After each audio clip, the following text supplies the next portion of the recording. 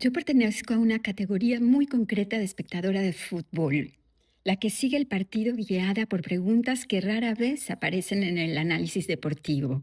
La primera es, ¿qué historia cuenta cada tatuaje?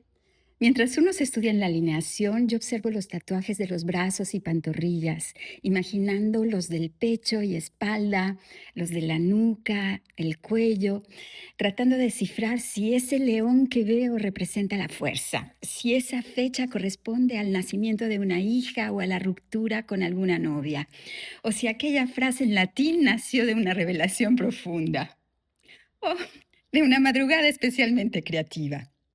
La segunda pregunta es bastante más complicada. ¿Cómo puede costar 100 millones de euros una persona? Y sobre todo, ¿qué incluye exactamente el precio?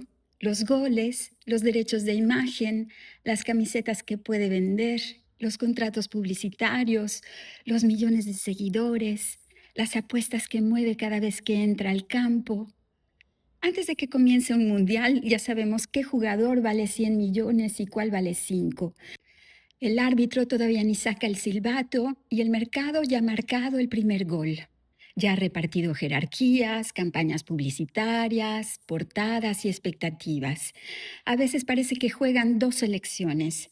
Otras veces parece que compiten dos presupuestos acompañados por marcas, patrocinadores, derechos televisivos, casas de apuestas y una multitud consumiendo el partido desde mucho antes de que ruede la pelota. La tercera gran pregunta es, ¿cuándo acaba realmente un partido? Porque llega el minuto 90 y uno piensa, ay, perfecto, ya está, hemos llegado a salir o a dormir o a continuar la noche. Entonces el árbitro levanta un cartel con 7 minutos más. 7 minutos que en tiempo de novia de aficionado equivalen aproximadamente a medianoche. Pasan los 7 minutos, el gol sigue sin aparecer y anuncian la prórroga. Otros 30 minutos. 30. Cuando una ya había recogido mentalmente el bolso, apagado la televisión y reorganizado el resto de su existencia. Y después pueden llegar los penaltis. El fútbol termina exactamente cuando considera que ya has completado un máster en paciencia humana. Mientras los verdaderos aficionados analizan la presión alta, la defensa y el fuera de juego, yo sigo el partido con mi propio sistema de observación, los detalles que jamás aparecen en el marcador. Y fue así como la selección española empezó a revelarme un partido completamente distinto.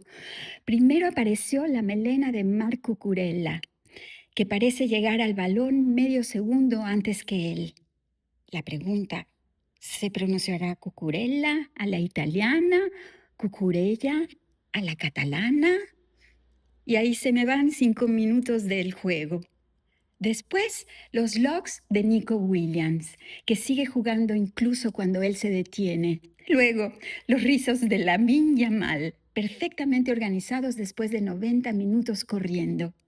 Y finalmente Borja Iglesias, que concentró toda la energía capilar en una barba monumental. Entonces pensé, aquí hay una historia. Empecé investigando qué podían contar esos peinados y terminé encontrándome con algo todavía más sorprendente, sus nombres completos. Marco Curella Saceta, Nicolás William Artuer, Lamine Yamal Nasraoui Ebana, Borja Iglesias Quintás. De pronto, cada nombre se convirtió en un mapa. Aparecieron Cataluña, el País Vasco, Galicia, Aragón, Ghana, Marruecos y Guinea Ecuatorial. Aparecieron lenguas, territorios, migraciones y memorias familiares. Yo había entrado por una melena, unos rizos, unos locks y una barba y terminé viajando por medio mundo. Hoy les cuento las historias que estos jugadores llevan escritos en sus nombres y apellidos. Porque un apellido puede ser muchas cosas al mismo tiempo. Una lengua, un lugar, una migración, una historia familiar y una pequeña brújula que señala de dónde venimos. Ahora les invito a continuar el viaje en el otro video de Lingua Atelier. Allí, una voz española analiza el universo de los nombres y apellidos de los 4 jugadores que más me entretuvieron en el último partido del Mundial que vi entre España e Inglaterra. Así podrán descubrir sus historias y al mismo tiempo escuchar el ritmo y la pronunciación del español de España. Nos vemos en el siguiente video.